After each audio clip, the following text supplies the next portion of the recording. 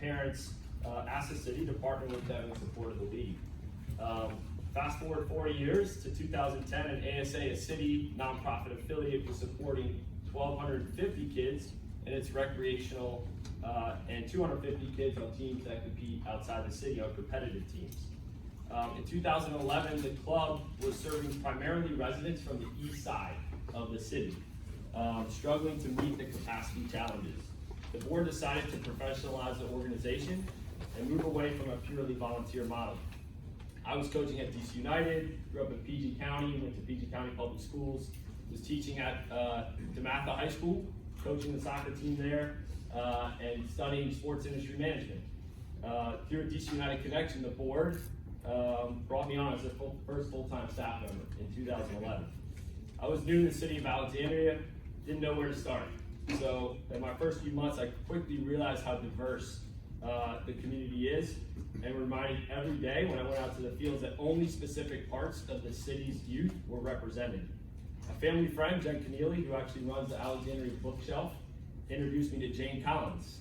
I sat down with Jane and she said, if I want to support the youth in the community, I have to meet John Porter and act for Alexandria. So John quickly introduced me to the many platforms that ACT had in place to support nonprofits. I was a 26-year-old executive director. I had been teaching businesses, but my parents run a nonprofit downtown, but I had no idea what nonprofit management at this scale really was. Thanks to ACT and putting me into the LEAD program, the Executive Director Leadership Certificate, I learned a lot about the best practices in nonprofit management. Was introduced to Spring to Action. Many of you may know that we typically attract the largest number of unique donors every year. It is our largest giving day of each year. We have worked with you in your support with the capacity building grants. Our first project was to identify a model to introduce after school soccer for kids. We then did a strategic planning session in 2016, ASA 2020, Shaping the Future ASA with Lee Shields. And most recently have been working with Lee on a project on the Leap of Reason Performance Imperative. Pathway to Gold, developing ASA leaders. And of course, all the impact forums that we've attended and met with many of you around the room to better support ASA. I've just got a few highlights of the impact of those specific platforms. Our strategic plan, we aligned with many of the things that our city is challenged today with ACPS, our BCA strategic plans. We unified our stakeholders behind the vision of being the gold standard community-based soccer club, creating a lifelong love of soccer and impacting the community beyond the sport. Not just the standard youth soccer club, we measure success with wins and losses. ASA utilizes the sports platform, the accessibility of our game, the popularity to address large community challenges, such as physical health. A large number of our kids participate in over 175 hours of activity each year. Mental health, coaches instill confidence, resiliency, and value of hard work. Community building. People on our fields, including Limerick, right outside this window, come together from all parts of our city every weekend. It is one of the only platforms we have in this community where people from different schools come together, different communities, different neighborhoods. And cultural competency. If you go out to the fields on the weekends, you see parents interacting from all parts of our city, coming from all over the world. And we try to take on with the ACPS programs we have some of the attendance challenges, motivation, and accountability that lead to higher graduation rates. We strategically diversified ASA's programs, adding early childhood programs, adult leagues. We now support over 6,000 youth and adults in our city. The futsal program is the largest in the country, that's indoor soccer.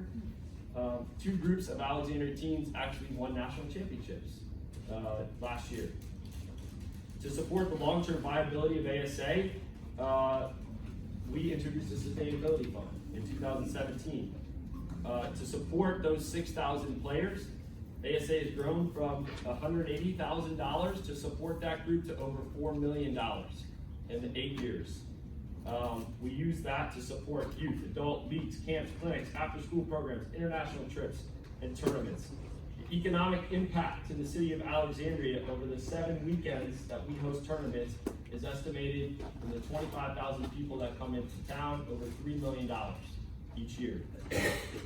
One of our most impactful projects, Kurt's here, Brooks here, there's a lot of people around this table that have made our Access for All project happen. That is our project to ensure that all children, no matter their skill or financial status, have the opportunity to high-quality soccer experiences if they're interested.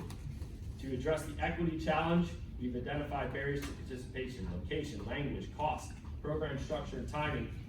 ASA presented our model at the U.S. Soccer Foundation Symposium. A soccer club, a city government, and a school system unite to break down barriers to participation. Today, we support over 1,500 players who qualify for free lunch, for over $350,000 in scholarships. Additionally, our after-school Access for All leagues, in partnership with ACPS, support over 750 kids at Title I schools. The kids are supported by professional coaching, uniforms, and all the equipment they need. They get a free meal and they get a ride home, removing all barriers to play. Wrapping up here. To address the facilities challenge, ASA has worked with all city platforms to creatively encourage unstructured and structured play. As we speak, U.S. Soccer Foundation is installing 3 courts at James K. Polk and John Adams, valued at over $350,000.